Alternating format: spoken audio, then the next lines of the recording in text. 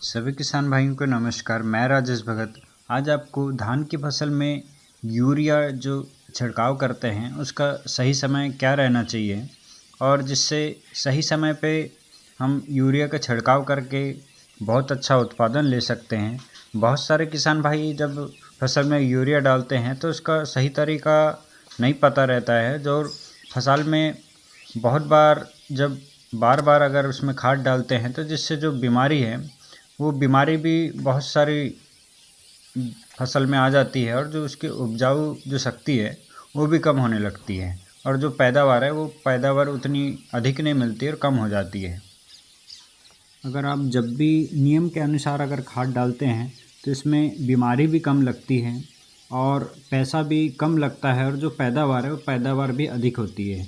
इसमें रोग जो प्रतिरोधक क्षमता है वो भी बढ़ती है, ज़मीन के जो उपजाऊ क्षमता है वो कम नहीं होती है और खेत में जो पानी अधिक दिनों तक ठहरता भी है।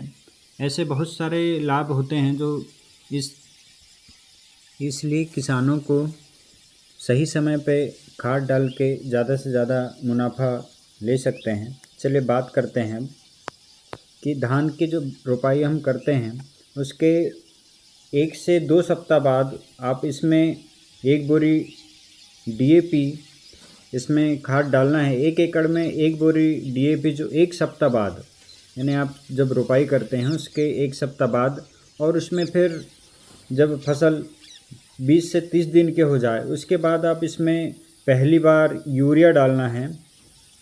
अगर किसी कारणवश अगर आपके पास डीएपी उपलब्ध नहीं है तो आप इसमें सिंगल सुपर फास्फेट का उपयोग कर सकते हैं।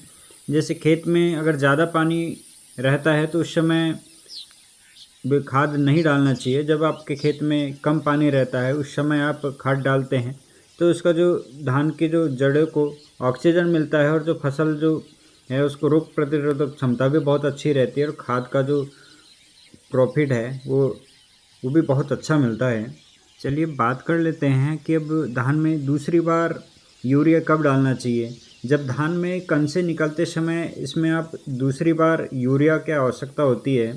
आप इसमें 1 एकड़ में 40 किलोग्राम यूरिया का छिड़काव कर सकते हैं। साथ में आपको जिंक मिलाकर जब आपकी फसल में कंसे की मात्रा शुरू हो जाए उस समय आप जिंक मिलाकर आप खेत में छिड़काव कर सकते हैं।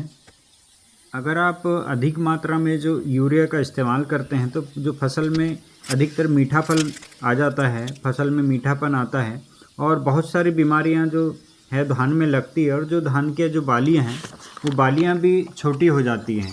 तो आप जब भी अगर धान में यूरिया का इस्तेमाल करें तो कम ही मात्रा में यूरिया का इस्तेमाल करना चाहिए, जिससे जो बीमारी है वो बीमारी भी कम लगेगी। चलिए बात कर लेते हैं कि धान में जब तीसरी बार आखिरी बार यूरिया कब डालना चाहिए। धान में जब बालियां निकलने का जो समय रहता है उस समय आप यूरिया का छिड़काव कर सकते हैं। 30 से 35 किलो आप यूरिया का छिड़काव कर सकते हैं और उसमें अगर आपके खेत में अगर हरी खाद नहीं है, हरी खाद का उपयोग नहीं किया है तो आप इसमें 25 से 30 किलो जो पोटास है वो पोटास मिलाकर डालना चाहिए। जिससे पोटास डालने से जो धान की जो जड़ें मजबूत होती हैं और जो बालियां हैं वो बालियां भी बहुत अच्छी चौड़ी होती है और जो धान की जो चमक भी बढ़ जाएगी और आपके जो धान का वज़न है इससे धान का वज़न भी बढ़ जाता है। चलिए बात कर लेते हैं कि 1 एकड़ में डीएपी कितना डालना चाहिए। 1 एकड़ में आपको 1 बोरी डीएपी डालना चाहिए। अगर आपके पास डीएपी उपलब्ध नहीं है तो आप इसमें सिंगल सुपर फास्फेट जो 2 बोरी हैं, 2 बोरी प्रति एकड़ के हिसाब से आपको खेत में डालना चाहिए।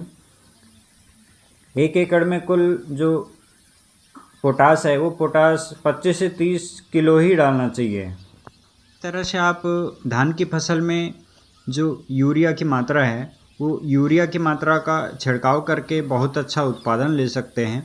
आप धान में 3 ही बार यूरिया का उपयोग करना चाहिए। आप जब भी अगर यूरिया का उपयोग करते हैं तो खेत में बहुत ज़्यादा पानी भरा नहीं रहना चाहिए, कम मात्रा में ही पानी भरा रहना चाहिए, जिससे जो हम खाद देते हैं वो खाद का सही जो पौधे को पोषक तत्व मिल सके और जो उत्पादन है उत्पादन में कोई कमी ना हो।